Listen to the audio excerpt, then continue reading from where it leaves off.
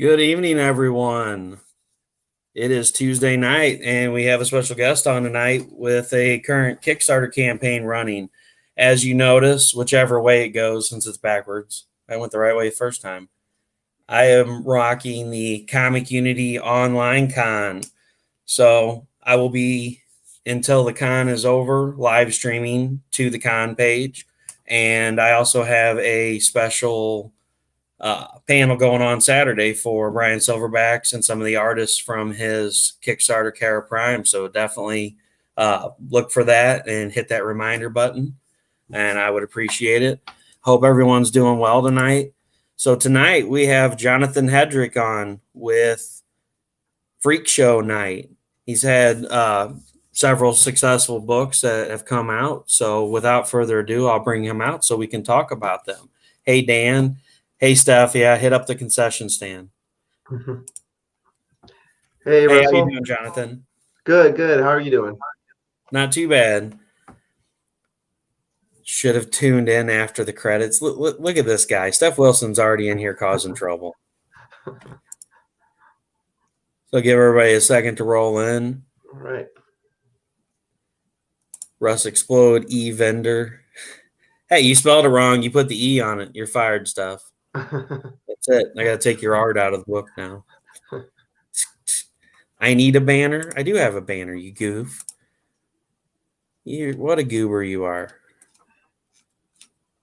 What are we going to do with you, Steph? See, there it is right there. Russ Explode. Well, we're going to rock that Comic Unity banner because we're helping spread the word about these awesome Kickstarters. So, without further ado, we'll go ahead and get started. So, you have a campaign running right now for Freakshow Knight. So, Yep. if you want to give everybody kind of the rundown about that. Yeah, Freakshow Knight, and I always like to tell everyone it's Knight with a K in case they're, searching for it. It's a companion piece to, hey, Steph, it's a companion piece to my previous zombie horror book called Freakshow Princess, where it's not necessarily a sequel or a issue 2, but they have some common threads. And in Freakshow Knight, it's based upon a ex-convict who's out of prison and now living in a world of zombies. So prior to the zombie apocalypse, he was a loner in life, made some mistakes. Now got sent to prison, lived that mundane life in and out like you would expect for someone that was incarcerated. Now he's outside of prison, alone, living a mundane life of violence. So you get to see like the parallel of prison life and the zombie apocalypse within this main character. And I'm really excited to bring it to everybody because I have amazing artwork by Stefano Cartaselli, who is a Italian. He's a Italian contemporary artist. He's worked on Heavy Metal magazine, a couple of books at Scout, Caliber Comics. So very talented artist, as you can see by some of these pics we have up here. And I hope everyone can check it out. It's live right now on Kickstarter. About 2 more weeks left. We're already fully funded. We unlocked several stretch goals with more to come. Yeah, and you guys got some awesome covers. So you got the standard cover here. Mm-hmm. Yep, that's cover A. Yep, cover B, both by Stefano. That's the Kickstarter exclusive that was done by my same art team from Freakshow Princess. So I brought them back for this cover. Same pencil, ink, same colorist, same letterer, just for this cover as a homage to Freakshow Princess. Yeah, and the artwork on there is phenomenal. I mean, it's got a lot of color that pops on it. It does. And then also you've got this cover as well. Yep, that's the same artist as my artist on the Recount. His name is Gabriel Ibarra Nunez, and he was kind enough to. I let him take a break from the Recount to do that cover. And there's also a couple other covers. There's a blank sketch cover that's orange, and there's something that I came up. Yep, you got it, perfect. So you can have a lot of fun with that. Hopefully, I can get that in time to you by Halloween. You can do something fun with that. And I'm not sure if I sent you the writer's variant, Russell. That's something different. Yeah, I think that might have been a last minute thing, but it's on the Kickstarter. You can see it on the campaign page. But I was thinking one day, what could a writer do for a cover? We always have artists come on and they do something awesome. Then we have blank sketch covers.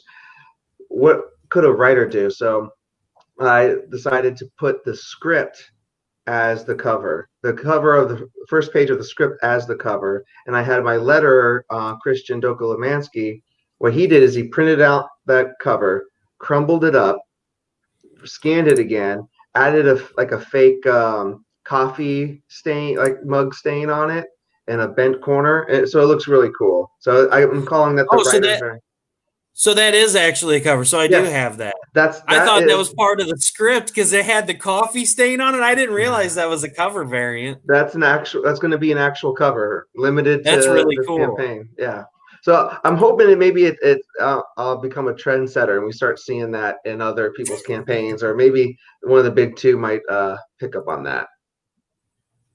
Hey, Wendy, how you doing?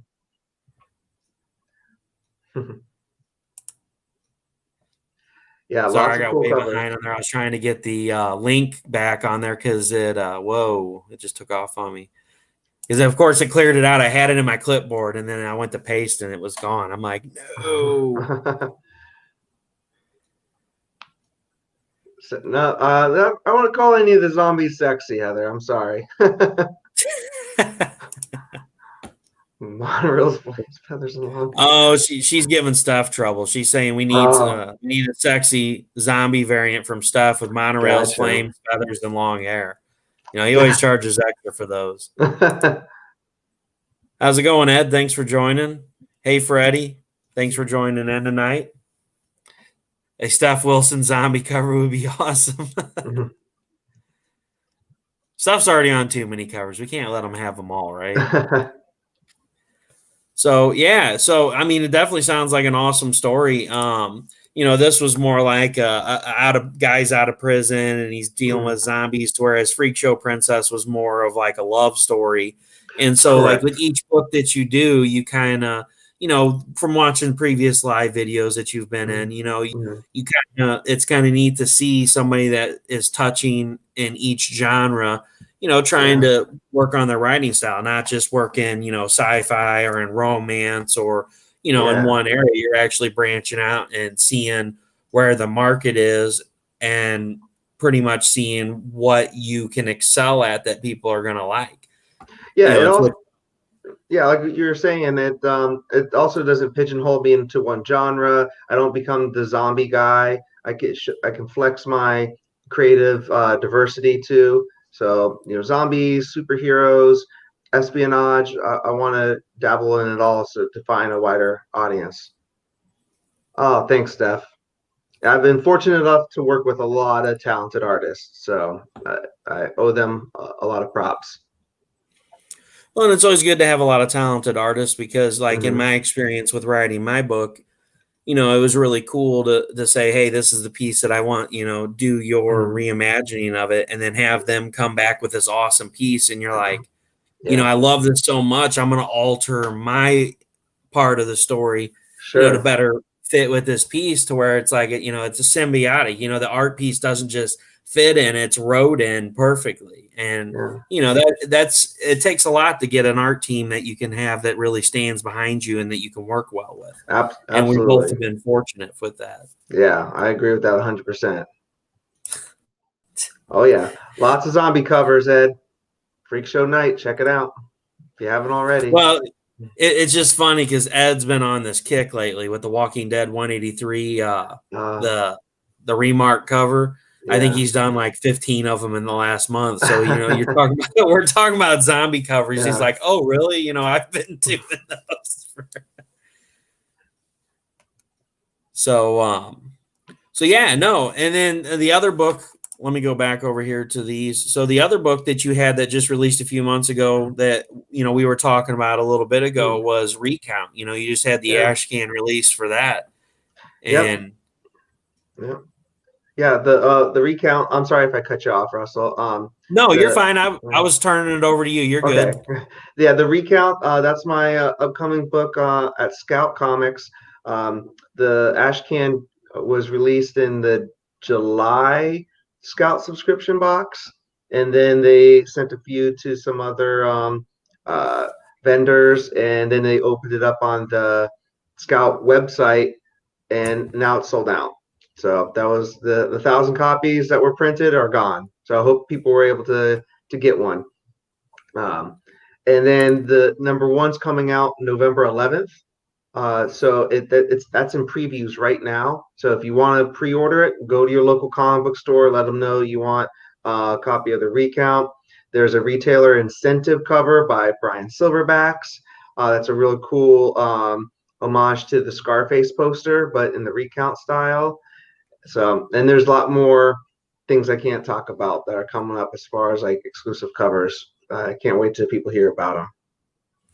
Yeah, and it's awesome. That was one of the things that we talked about earlier, and I know we can't talk about it, so we won't mention it. But Yeah. it's really cool to see, people working together, and with Brian Silverbacks and his Kara Prime that he's got going Yeah. on right now with, that he had the Year Zero. Mm-hmm. And with his release of Loggerhead, now he's leveling up and going into the Kara Prime. So, Yeah. it's really awesome to see a lot of different indie creators, artists, writers, whatever coming together and, doing these projects together. And I really look forward to seeing a lot of the stuff, coming out down the pipeline. Yeah. It's a real cool concept. I've had several uh, StreamYard conversations with Brian over the past few weeks where we're fleshing out that Kara Prime universe together. And we've only scratched the surface of it. It's going to be really cool. That handbook is just the beginning, just the beginning. Awesome. Yeah. And so, one of the other projects that we had talked about that you have coming out too, I cannot ever say the word to save my life. Cthulhu. Oh yeah, Cthulhu. Yeah, I mean, it took me about a year into the project before I could say it too. And don't ask me to spell it either. Cthulhu Invades Oz. That's coming out. It should be on Kickstarter. I'm thinking next month. A different project manager, but that's got a ton of indie talent on there. It's an anthology book. A bunch of indie writers took a different character from the Wizard of Oz universe and wrote a story as if Cthulhu from H.P. Lovecraft is invading that world.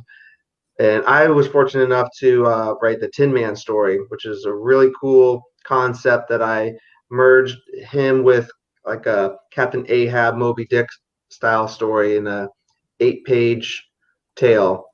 And I'm looking forward to that coming out because it's been a long time coming. Lots of talent on there, a lot of scout guys like Richard Rivera, David Byrne, Brian Silverbacks is on it too. There's a lot of talent on there. You got to pick that up when that goes live. There, yeah. Look at this guy being Oh show God. off. Thanks, Phil. I still can't say it. Cthulhu. Yeah. There, did I get it Well, right? thankfully, I've typed it enough on my phone that the predictive text has got it now, so I don't misspell it anymore. Yeah, that's always the best. So, that's like trying to write out Brian Silverbacks. Like, Yeah. I've typed it so many times today that it's auto capitalized the B for me because I always Yeah. kept having to go back and capitalize the B. I'm like, dang it. And so, that's the only time that predictive text actually comes in handy. Every other Right. time, it's like you message something out and you got this great joke and you're on an online feed and you're like, oh, everybody's going to laugh at this. Then you hit send and you go back and read it and like 5 of the words have been changed and it makes no sense whatsoever. Yeah. Like, thanks, autocorrect. You just killed my punchline. Yeah, Done. or it's spelled there the wrong way, and now people think that you don't know how to use a punctuation mark, and yeah, it all goes downhill from there. Yep, it all goes downhill from there. Mm-hmm. So, we talked about, some of the projects that you've been in, and, part of what I like to do on my shows is, I like to talk about the projects, but I also like to talk about, the people behind the projects. Yeah. What actually inspired you to become a writer? What inspired you to get into comic books? What was kind of your leap of faith to, pursue this as a career? What really inspired you to, write comics? Well, I always wanted to get into comic books some way, and for the longest time, I was trying to get into the comic book review uh, business, which is very challenging, actually. You can only review comic books so many ways without having to break down a thesaurus every single time and find out how to reword things like serviceable and things like that. And I entered a contest for a website that I'll rather not mention, um, to be one of their regular comic book reviewers, or just have a weekly article on it. And I didn't get picked, and I was really bummed out because there was only like 16 people that entered this contest. I'm like, oh, at least maybe I'll get like the final four and win a prize. But sadly, I didn't. And then shortly after that, I was watching a live YouTube video with Doug Wagner, who writes Plastic and The Ride at Image. And I asked him what he would recommend, how a writer would get into comic books. And he said, just make your own comic book. With the world we live in right now with the internet, it's so easy just to hire talent on the other side of the world, have them email you the file, and then you send that to someone in another country, and then when you have the finished product, you send it to the printer, and it's done. You have a tangible item. You can make a comic book now.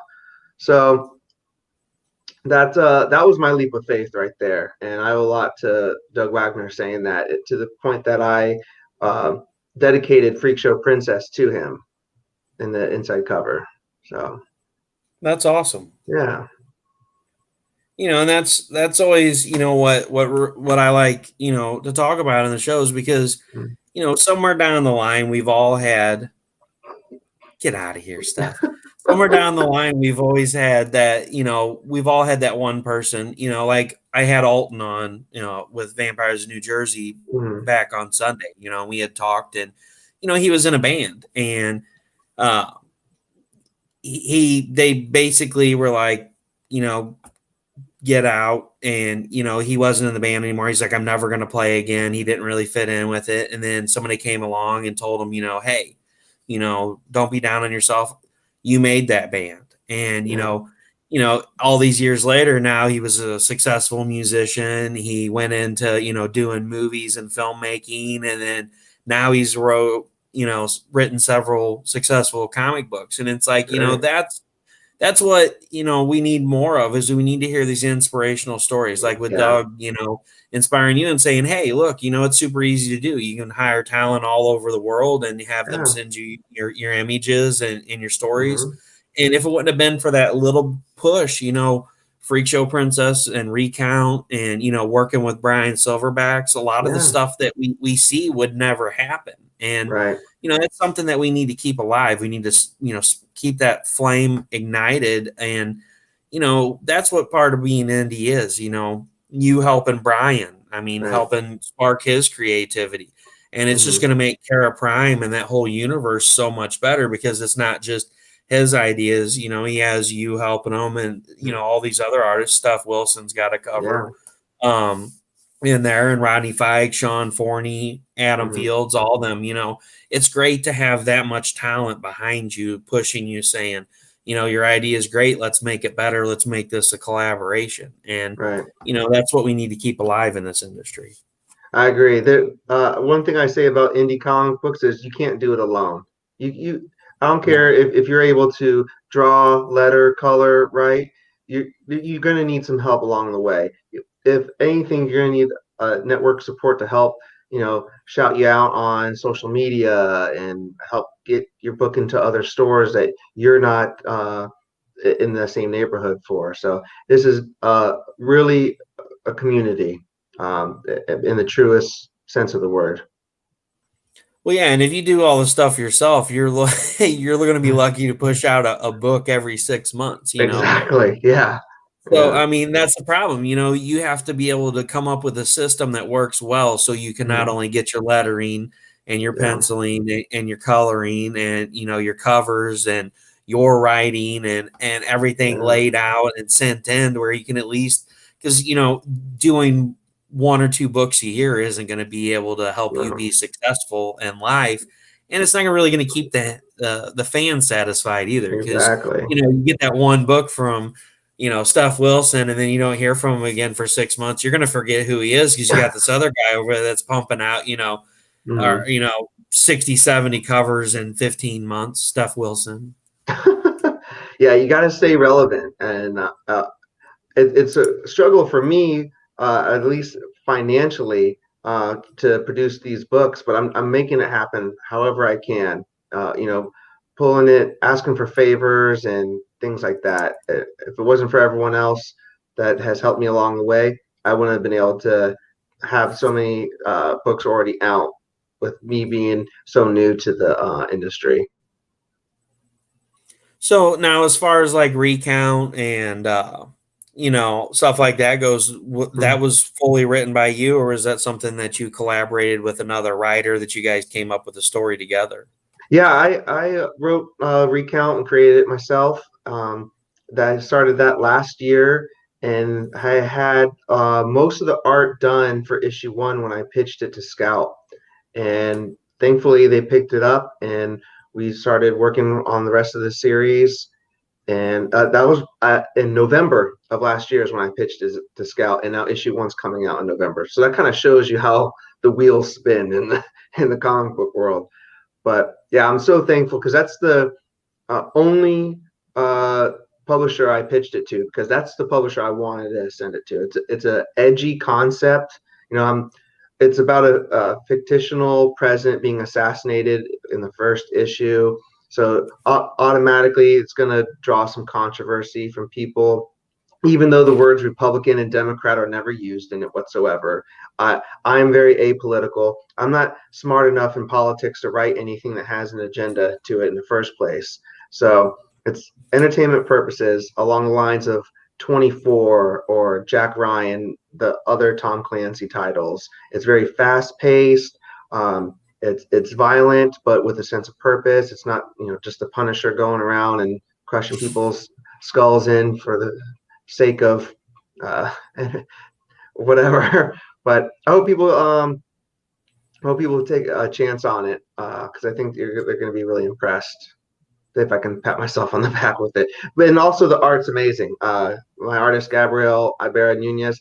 I don't think it would have been picked up if it wasn't for his amazing art. So it's very striking, very raw, very real looking, and it fits the story very well.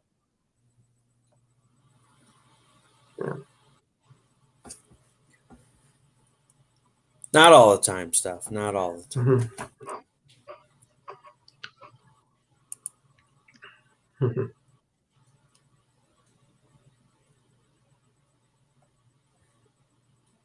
And Steph says, "Hi, John. Love the T-shirt." Oh, John Rupp joined in. Sorry, my bad. The problem with being on my Chromebook is, for some reason, my laptop lags out, so I get on my Chromebook. But my uh, Chromebook's like tiny, so like the print's really really small. So I'm gotcha. like, I tried the it gets Chromebook crazy. once. I had to take it back. I tried it, gave it like a week, and I had to take it back. I, I don't know. I just couldn't do it. So as far as art styles and artists go, what kind of artists I know you're more of a writer, but what kind of artists inspire you to in comic books? Like, what are some of your favorite artists? I guess is what I'm Oh, trying. favorite artist. So really like Greg Capullo. I was following him back in the '90s when he started drawing Spawn. After Todd decided to, finally give someone else a chance to draw it. And then when he started doing Batman for the New 52, that was just so amazing. In addition to the story being awesome, really love his work. I like Jay Lee, who he mostly does covers now, but for a while he was doing those Dark Tower miniseries at Marvel. and I'm a huge Stephen King fan. I love The Dark Tower, and those first few miniseries that he drew the interiors for are phenomenal. So I pick up every cover that he does, regardless if I'm reading that title. And what else? There's just so many good people. David Finch. Anytime he's on the book, I'm picking that up too. So yeah, I could go on all day, keep on naming artists. I hope I can get to work with one of those fantastic artists one of these days, though. Well, yeah, and that's what I was kind of like. That's kind of what I was leading into. Sorry, I Uh, I, I was going to show off the Kickstarter, and then it oh, exited out on me. That's what threw me for a loop. Why I stopped. I'm like, what happened? gotcha. Because it like disappeared when I went to flip on the share screen. So that's where I was Technology. trying to lead in with the question was, Mm, what are some of your favorite artists, and then out of those favorite artists, who would you want to work with most down the road? Like with Recount or yeah. with one of these other series if they continue on. Yeah, if I had I would love to maintain my art team on the projects I have them on now. But if I could get exclusive covers from, of course, Jim Lee or Art Germ, um, that would be amazing. I and I hate to tease it, but when you guys see it, there's an exclusive cover coming out of the UK for the Recount. It's a store exclusive over there, and I saw the art, and I know who the artist is, and I wish I could share it right now. And it blew my mind that that caliber of an artist is doing a exclusive cover on my book. So yeah, That's wait, awesome. the news should be coming out soon about that. I'm not sure if I can share it or not. So you know how No, these I things totally work. understand, and I don't want to Yeah, pressure you to say anything. That's why I asked a lot of questions. yeah, Before we go live, I'm like, what right. can we and what can't we? Because there's nothing worse than letting the cat out of the bag and being like, Yeah, what did you do? you weren't supposed to say that. I'm sorry. Right. So do what kind of comics do you collect? What kind of stuff were you into when you were a kid? What was some of your favorite characters and series to read growing? When I was a kid, I got introduced into comic books because of the Ninja Turtles. I was huge into that television show, like any '90s child probably was. Um, you know, I had the bed sheets, the curtains, my walls were painted green. I ran home from the bus stop to watch the cartoon, and when I started seeing them on the spinner rack at the checkout lane, I had to pick them up. And those weren't even the real Ninja Turtle comic books. These were the adaptations of the show, not the Yeah, true, ones, the not the darker one, Eastman one. not the Eastman and Laird ones. No, no. When I finally got my hands on those as an adult, I was like, oh, wow, this is even better. But that segued into other things. Eventually, when I got serious into reading comic books, it was during the Nightfall saga in the '90s with Batman and the crossover, all those titles. And I was really digging Chuck Dixon as a writer. I loved his solo run on Robin and Nightwing, and he got to do so much stuff in the Batman family over the '90s that he made a big impact on me, not just as a writer, but even just as a reader and a collector. So nowadays, I'm mostly reading independent stuff. I do pick up things from the big two uh, slightly regularly. I always buy Venom. I love Donny Cates. Um, his Venom run is really cool. Batman hasn't disappointed even since they've took Tom King off the book. It's still going strong, and all the things that are outside of the continuity of those are really good. I like Deceased and the Black Label things. But yeah, I mean, of course, being a Scout writer, I'm reading everything at Scout too. Got to support the Scout fam. Lots of cool books coming out from that publisher. Yeah, so there we are. I think during this conversation there was a $60 backer, so I appreciate that. That might have just been someone from my family though. Yeah, almost at 75 backers. That's so cool. My highest backer count was in the '90s for capable number 1 and 2. So I'm really fingers crossed I can hit that 100 backer milestone on this campaign. But this is already now my highest funded campaign. So that's kind of impressive with it being less backers than the previous one. But yeah, no, that's awesome. And I definitely want to help try to, push that out there. And some of you guys watching, Ed, Steph, Wendy, and everybody, let's help push this out there and get him to that 100 backer mark. Let's not just blow the highest funding out of the water. Let's blow these backers out of the water for sure. Yeah, even if you can just back $1, there's going to be plenty of incentives just for the non-physical backers too, and as far as stretch goals go. Yeah, so that's Stefano's A cover. That's his B cover. That's our main character, Red. Hold on, let me mute my mic. The fire truck's going to go behind my house. Okay, I'll keep on talking. So, one thing I try to organically slide into conversation when I talk about Freakshow Knight is that the main character, Red, is based off of my biological father, who is currently in prison, and I met him 5 years ago. Because I was able to find him because of his criminal record. And I worked in his story of why he was arrested and incarcerated into this story and took him outside of prison. He's to give him to kind of like to write my father for the first time outside of this world while still making it a freak show universe title. And he knows I did this. We and him have built a good relationship over the years through letters and phone calls, and I flew out to meet him once. So he's really honored that I would write him into a comic book. He asked that I wouldn't kill him off in it. I told him there's no promises with that though. Oh, so yeah, there's a quote from Doug Wagner I put in there. That was nice of him to say that about Freakshow Princess. Yeah, that's definitely awesome. Yeah. There's nothing better than having somebody inspire you to do something, but for them to love your first project and to say something so nice about it is definitely humbling. And Rich Woodall, another Scout guy, super nice guy. I met him before.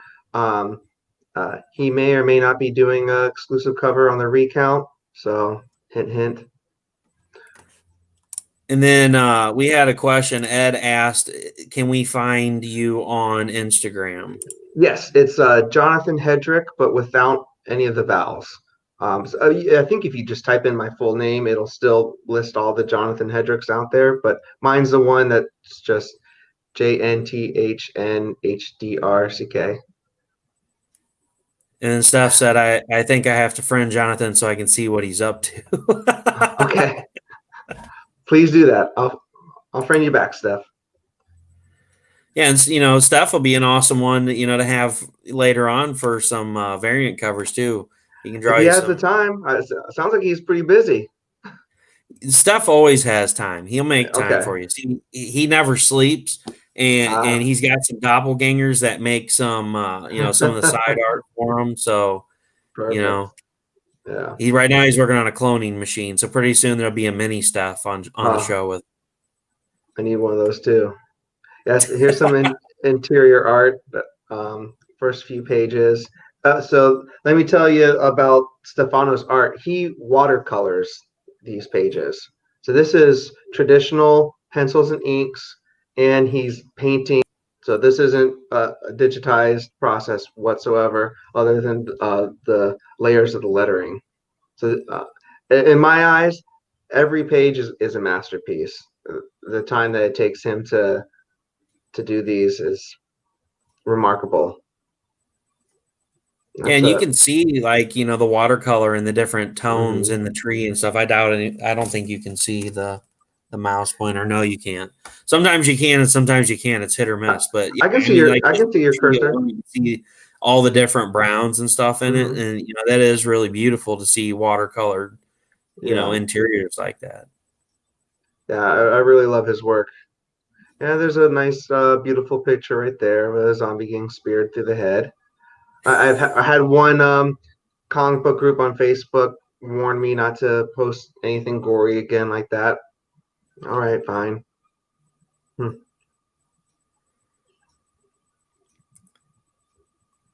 Hey, man, you got to show the grit of the Yeah, story so people aren't surprised, right? it's comics. So there's a scene that it was ripped from real life, um, more or less, from my father. Read the same name. Yeah, I mean And it is Steph kind says, always busy. That's my secret. And Stefano's art is gorgeous. yes, indeed. And Ed says, looks like a graphic novel. Yep, it is pretty graphic.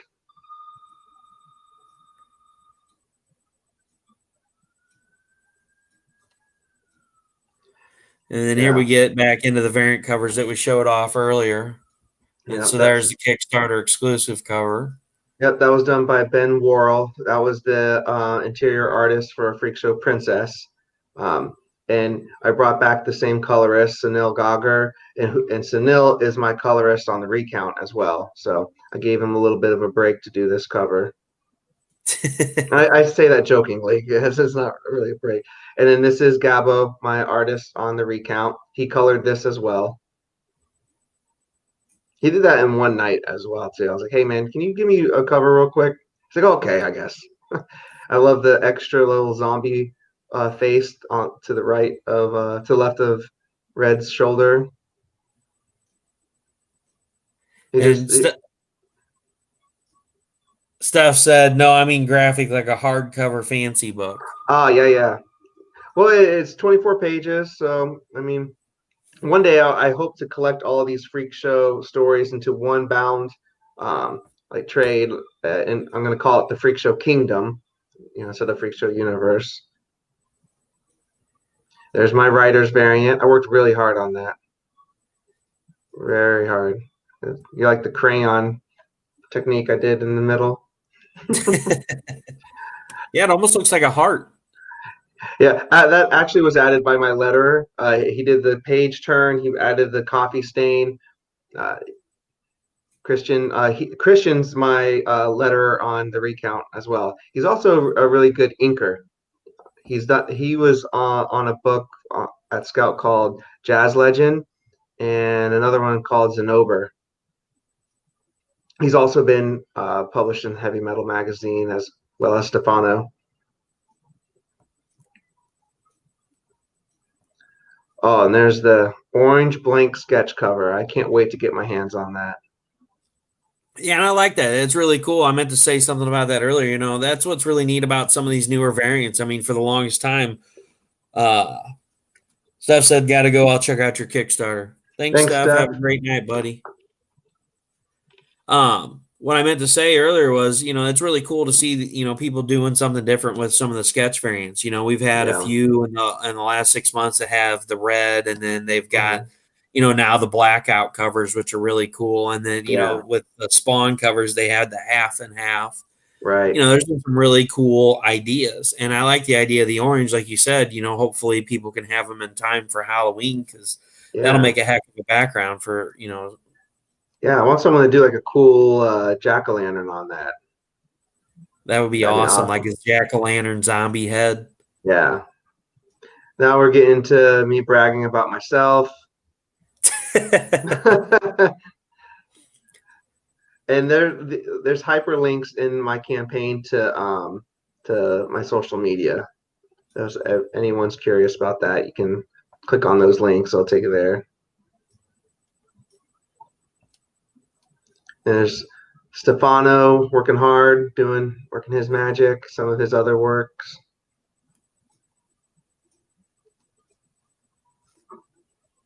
That's Christian, the letterer, very talented, really nice guy from Chile.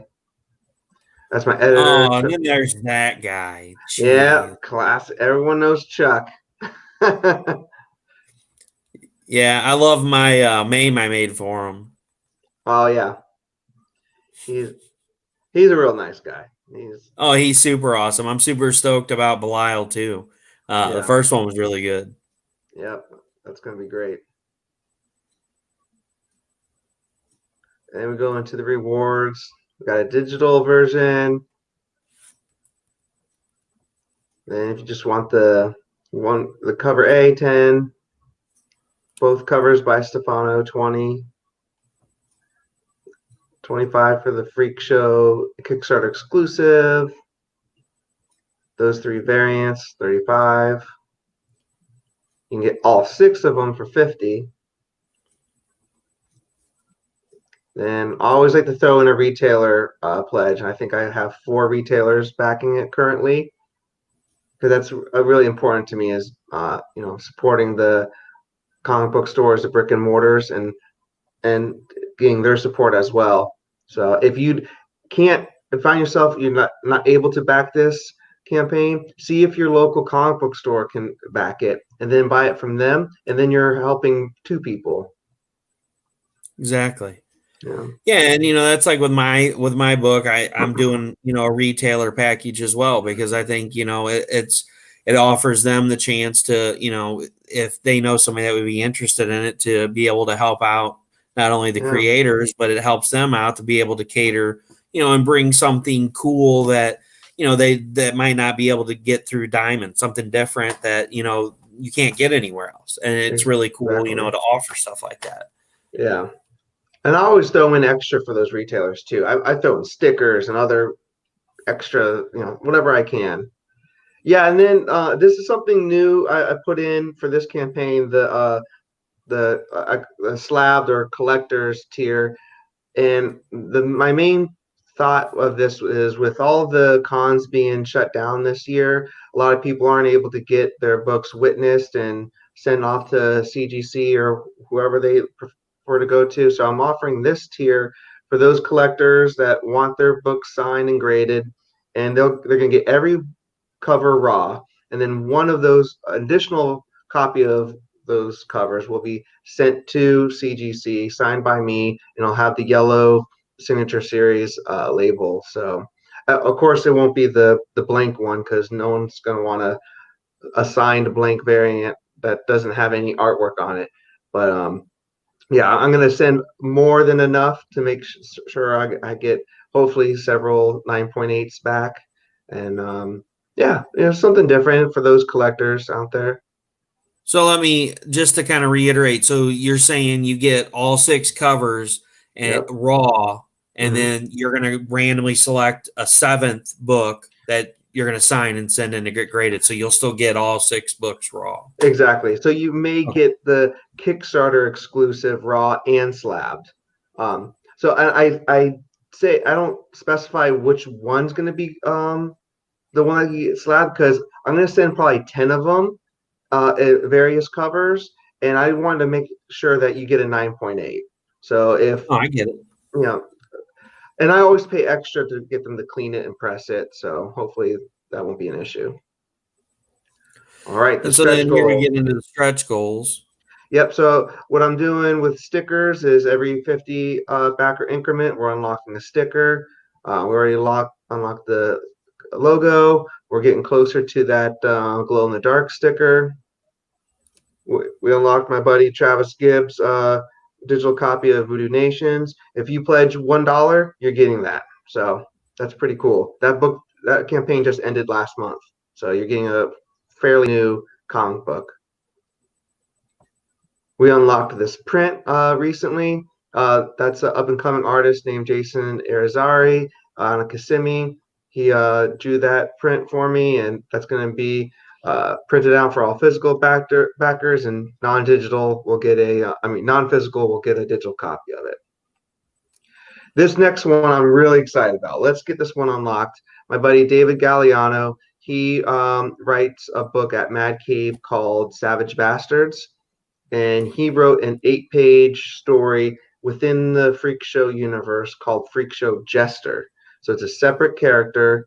I'm essentially calling it an ash can, because I'm gonna print it out separately. It's gonna be an 8-page comic book. It's gonna be David's first comic book outside of Savage Bastards, and it's gonna be part of this world. So I'm opening this Freak Show Kingdom to other creators too. So I'm really excited about that. That's pretty cool. Yeah. And then Brian Silverbacks, if we get 3,000, there's going to be another cover that designed by him. That'll be an add-on cover. So, well, if you increase your pledge by a certain dollar amount, which I'll announce once we unlock the $2,500 stretch goal, then you'll get this one added on to your pledge. And I always ship in Gemini mailers, except for, of course, if you get the slab book, I'm going to put that in a separate, packaging, and the retailer bundles are going to come in a different. Oh, thanks, Freddie. I appreciate that. Thank you. Yeah, gotta love your Gemini mailers. Those work out well. And yes, and I can attest by that because, man, I've had some real doozy of packages come in, and it's been. Come on, there we go. We're back. I've had some real doozies come in. I mean, I've gotten packages in that were packed like Fort Knox, and the box looks like it's been ran over, dropped out of a helicopter, hit by a semi, and then thrown in the ocean for a few days. And then they picked it up and like, oh yeah, we were supposed to deliver this, and just like threw it off my porch. Right. And so, the comic book shop that, I've been buying from for a few years, they started sending their stuff in the Gemini mailers. And it made a world of difference because they're practically indestructible. And, it's insane that we have to worry about our stuff so much now. You pay $12, $15 to ship a package, and you're like, okay, it's going to get there. Hey, Lewis, thanks for joining, buddy. You pay $12, $15 to ship some of these packages, like the priority medium boxes. Right. And that's how one of my original art for my book, it came in one of those, and it was in between two pieces of cardboard, and then it was bubble wrapped. And I'm so shocked the art didn't get destroyed worse than what it did. It just had a few creases that pressed out of it. But it's like, so it's good to see, the creators are putting that in there, saying, hey, I'm not just going to throw this in a padded envelope and ship it out to you.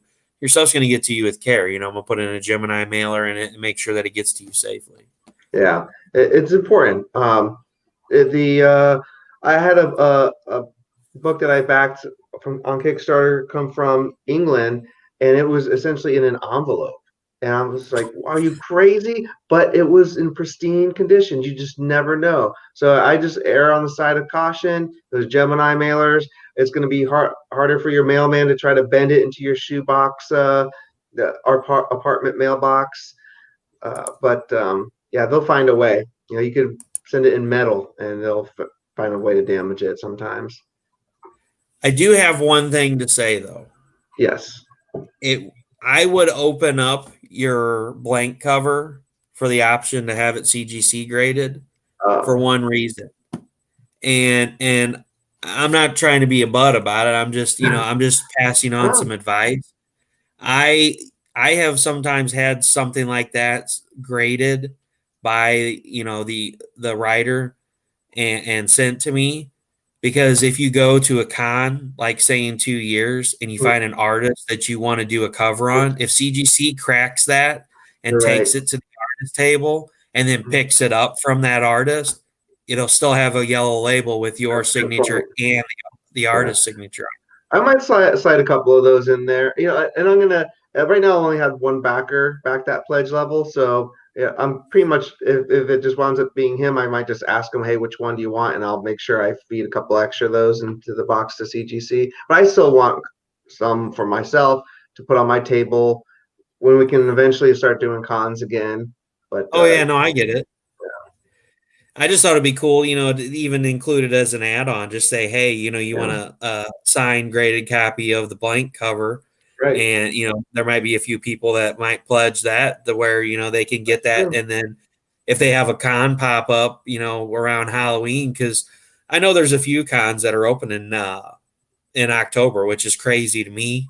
Yeah. I mean, I'm not going to, whatever people want to do, I won't be going to them. But you never know when a con pops up and you got this graded book and you're like, oh, man, this artist is going to be here. I want to get this, and then it's cool because, I mean, it makes it a pain if you have a a cover like that because, you know, they have to find an artist somewhere that you're going to be at in order to get both of your signatures. Right. Yeah. Or have somebody do the art and then risk cracking it open with the art on it and damaging the art just to get your signature. So where this, you know, you're not really damaging the book because it just has your signature on it and they can do their art around it. I just, you know, it's a cool idea for later on. I didn't even think about that. That is actually a good idea. Or I might just draw a stick figure on it and just don't even say that. You're gonna get Ed started. Oh man, here we go. Yeah. Just wait for it. He's gonna be like, oh yeah, stick figures. It's a funny story. So I had a commission done with Ed. You know, we talked about doing this Vampirella for a while. I sent him the book. You know, he works a full-time job. So I'm like, whenever you get to it, get to it. And so like a few months went by and, you know, he did some, because he's never drawn Vampirella before. So he wanted to like do some practice sketches and stuff. So he's like, what exactly are you wanting? Well, I'm at work and I got my phone and, you know, with the iPhone, if you turn it sideways when you're in text message, you can do like the drawings with your fingers. And so I drew this stick figure drawing. I'm like, oh, I want Vampirella in monster form standing over Dracula in monster form. And he's laying up against a rock. There's trees in the background with mountains in the back, and then the sun's rising up. And as he's being burned by the sunlight, she's holding his heart in her hands and standing over him. And so I drew it in stick figures. I had little stick figure, you know, Vampirella standing there holding the heart, stick figure Dracula laying on the ground. And then I had my little stick figure trees and my mountains with the little stick figure snow caps on it and then the sunlight. And so he was like, oh my gosh, that's hilarious. And I even signed it and sent it to him. So now he will never let me live it down. Yeah, see, here it is right here. Russell is the king of stick figures. And it's actually really funny because one of the pieces that I did just, you know, one of the pieces I had commissioned for the book, somebody was like, well, how do you want it laid out? And I did it. I was like, incoming crappy stick figure drawing. Hold on tight. Yeah, I know. Hold on tight. Tom King. This is why I'm not an artist. Right, me neither. Yeah, I couldn't do. I can't draw anything. I can barely draw a stick figure. You know, that's funny. Oh yeah, we've had some interesting stories. Does anybody, any of you guys have any questions for Jonathan about any of the projects, or you know where you can find him at? Or any now you said I did want to go back and touch base with Recount. You said that was available for pull box for the retailers. Yep, this month it's on Diamond Code SEP 2014-17. Okay. Yep. Yeah, because like through our LCS, we like the one that Ed and I use, we have a pull box account, so we can go on there and add whatever we want. And then when they get their order and they just pull it and they bill us and ship it to us. So yeah, that's a good system. So yeah, there you guys go. It Recount. The Ash Can came out a few months ago. It's sold out, but issue 1 will be releasing in November. Mm-hmm. So definitely go on Pullbox, check for Recount, or talk to your local comic book shop and ask them to order it in for you. Definitely look forward to seeing that. Yeah. And then there's a Brian Silverbacks exclusive retailer incentive cover, 1 in 10. So if try to get your Recount. Yep, a 1 in 10 Brian Silverbacks cover. So try to see if your LCS can get at least 10 copies to bring one of those into the store. Support Brian and me, I guess. Yeah, support Brian. And then for those of you, Lewis, and everybody that just joined, I added the Freakshow Knight Kickstarter link back into the comments again. We'll go back through and we'll cycle through some of the art. So the book we just talked about, the Recount, that's coming out in November, available on Pullbox now. This is the Ash Can, of course, as you can see, it says Ash Can in the corner. But issue 1 is coming out in November.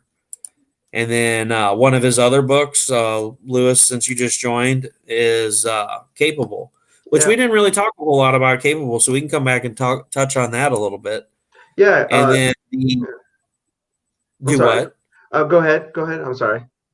Oh, you're good. What were you gonna say, I was man? just saying, Capables. That's my superhero book. The elevator pitch of it is it takes place in a world where handicapped people wake up one day with superpowers that are opposite of their disability. So there's 2 issues of that out, with a third one on the way.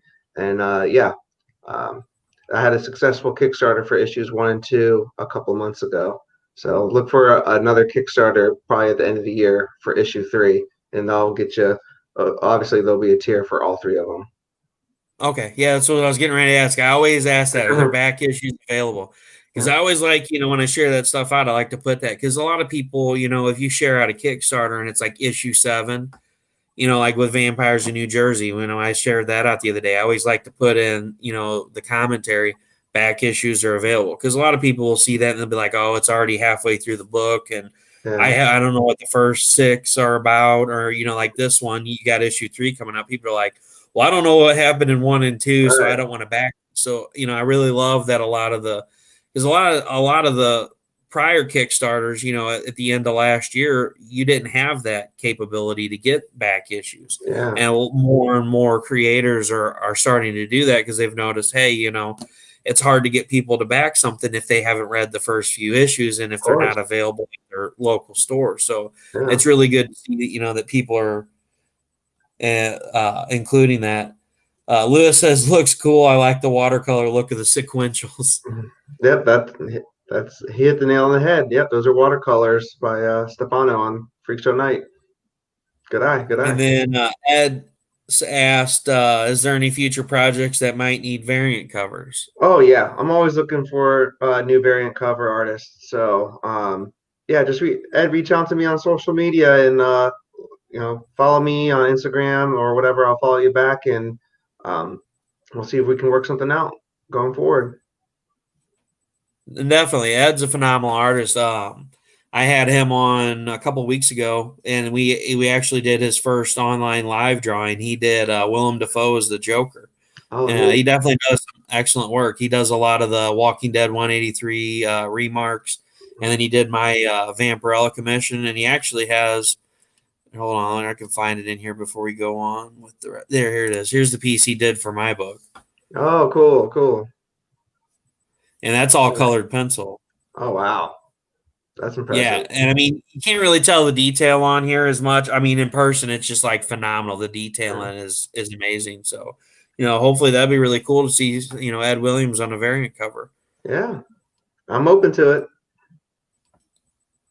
And then let's see, um, anybody else that's just now joining. Here's Freak Show Princess, which is the part of the Freak Show universe. It's a separate story from Freak Show Night, which is the current Kickstarter. This one's kind of a little bit of a love story. Yeah, Whereas Freak Show Night is more over your, hey, I'm a ex-convict that's going out into the real world that's full of zombies. Now what do I do? yep. And Freak Show, I keep forgetting to bring this up. Freak Show Princess is going to be part of an anthology coming soon from Second Sight, which is a imprint of Caliber Comics. If you know Bradley Golden, he runs Second Sight at which is underneath Caliber. Yeah, everyone knows Bradley Golden, and that it's going to be in Mississippi Zombies #2. That should be out in Diamond soon.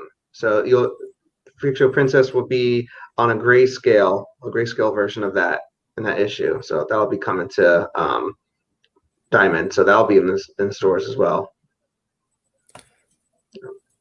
Awesome. That'd be really cool. Mm. Yeah, Ed keeps correcting me. I keep saying 183. It's 163. I'm sorry, Ed, that I'm not well versed. You've only done 1,000 of them, so of course you're going to remember it. So sue me. I'm fired. Call it a night. So, and then going back through, so yeah, definitely check out that anthology. And then we've got, the standard cover for Freak Show Night and some of the variant covers that we went over with the Kickstarter. Yeah. Lots of cool covers to choose from. I freaking love that orange cover, man. It pops. Yeah, I'm excited to see Well, it was that. really cool when I happened to come across your Kickstarter on Facebook when I first messaged you, I was like, "Hey, let's get online and talk about this project." That's what really stood out to me was the orange cover because Okay, it's good. like I said, it's really cool to see people taking variant covers to a different level. I mean, Right. what's cool about the colored backgrounds is if somebody does acrylics on that, it really makes the acrylics pop. Like Yeah. acrylics on a white background, it doesn't really pop. But when you do like acrylics on a red or an orange background, you can really make that stand out and almost have like a 3D effect to it.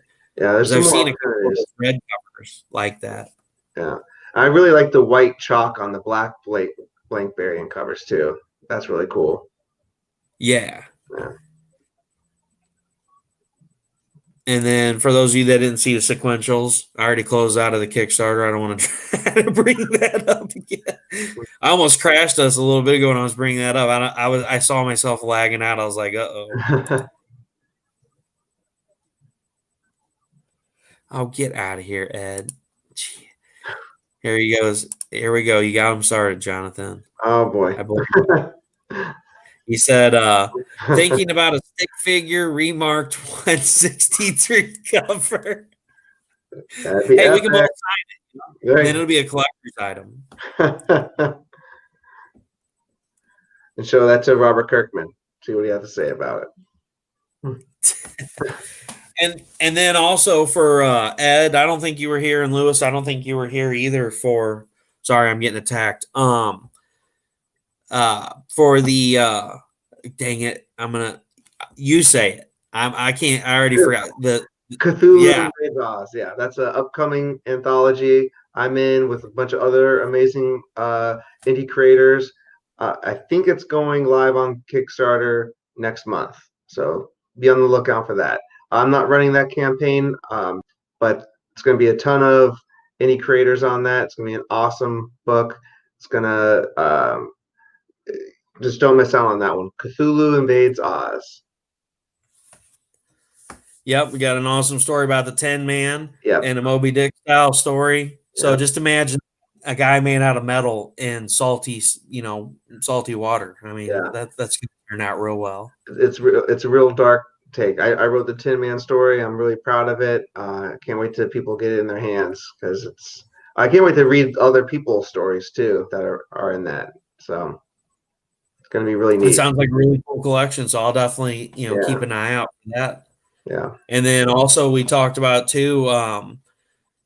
Jonathan and Brian Silverbacks have been working together with Kara Prime. We can't really talk about the projects that are coming forth from this, but if you guys check out the Kara Prime handbook that's on Kickstarter right now, as it's available. It accidentally got launched early. It wasn't supposed to launch until October, so it kind of got prematurely launched. So we're having a show Saturday with some of the variant cover artists, and we're going to talk about it and help promote it since it got launched a little prematurely. But there's some stuff that's in that handbook. Some of the characters from the handbook are in the preview for the Kickstarter. There's some really cool variant covers. And Steph Wilson's very first cover that would have been his first cover, but it never got published. So technically now it's not his first cover because he's got like 73 published covers now. Wow. But technically it is Steph Wilson's first cover that he did that Brian Silverbacks had commissioned and then colored himself and then, sat on it for a little while. So it's really cool to see something from, a year and a half ago resurfacing and finally getting used. So, definitely look forward to that. It's great to see another creator working with another creator to make such an awesome project like that. And I definitely look forward to what you guys have coming out. Yeah. And you guys really need to keep I'll an let eye on these Brian, two. if Brian wants to spill the beans on anything when you talk to him later, then by all means. Yeah. And if we end up having room, depending on, I don't know if Steph's going to be able to make it or if Rodney Fike or Sean Forney will be able to make it Saturday. But if you're free, I'd be more than happy to have you on, since you're a part of that whole franchise going on, if he doesn't have a problem with it, I don't see a problem with it. So Saturday's a little iffy for me. I'm actually going to across Florida on the opposite side for a signing, in-store signing. But I'll see what I can do if I get back in time. I'll look on Facebook and see if it's live around the same time I'm available.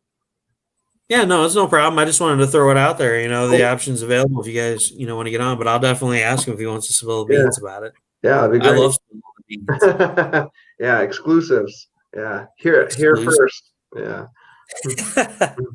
No, I just like hearing about all the cool, juicy tidbits. There's nothing Yeah. like, hearing about stuff that's coming out, like that Cthulhu in There you go. There you go. Hey, there we go. I did it. Mhm. Yay. I get 100 gold star. So, it's really interesting to hear that. That's what's great about talking to you about you guys and, putting together those anthologies is projects that Wendy says, good luck on your project. Looks awesome. Thank you, Have a Wendy. great night, Ed. Ed's got to leave.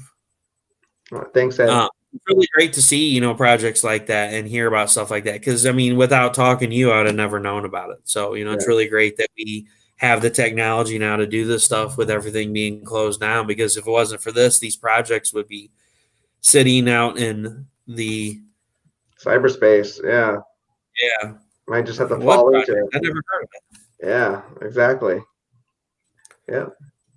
Well, I don't want to keep you too long. I really appreciate you being on here tonight. I'm going to give you the full screen and give you a chance to let everybody know where to find you. While you're talking, I'm going to go ahead and drop the link in for the Kickstarter in the comments.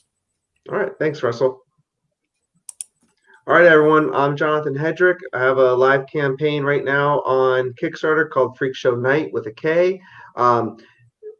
Check that out, please. It's a zombie horror comic book, one shot, with art by Stefano Cartaselli. And I really think you'll like it if you are a fan of The Walking Dead or Night of the Living Dead. Also, you can find me on the three main social media platforms: Facebook, Instagram, Twitter at Jonathan Hedrick. So, yeah, take a look, and I hope you're able to back or at least share the campaign, if you will. So, thank you all, and thank you for having me today, Russell. Appreciate it. Yeah, you're very welcome, man. And definitely, people hit that share button. If you can't back it, like Phil always says, the power of the finger works just as well. Yeah. So I appreciate you being on tonight, bud. If you want to hang out in the green room for a second so we can talk after the show. Okay. That sounds good. Have a good night, bud. All right. All right, guys. Thanks a lot for watching tonight. I really appreciate it. Definitely check out Jonathan's projects. Keep a lookout for that Cthulhu Invades Oz. Definitely go to Pullbox Previews. Check out the Recount. It's available now. Or talk to your LCS and see if they can get it on order. And like you said, if they get that 1 in 10 variant, that's a Brian Silverbacks. We got some great variant covers for Freakshow Night on there that we showed off tonight. They look really good. The art's fantastic. Love the watercolor. It's great to see such different types of mediums being used out there between the digital colors and the watercolor and the acrylics, and it's amazing to see what a lot of these artists can do. Thanks, Wendy. I appreciate that. So, guys, definitely check out Freakshow Night. Go back and look for Freakshow Princess and Capable and some of the other projects that he's worked on. Keep an eye on this guy. He's got some great stuff coming down the pipeline, and I look forward to seeing what else he has to come. So, like I said before, it's Russ Explode Studios, projects that'll blow your mind. Have a great night, everyone. Thanks for being here.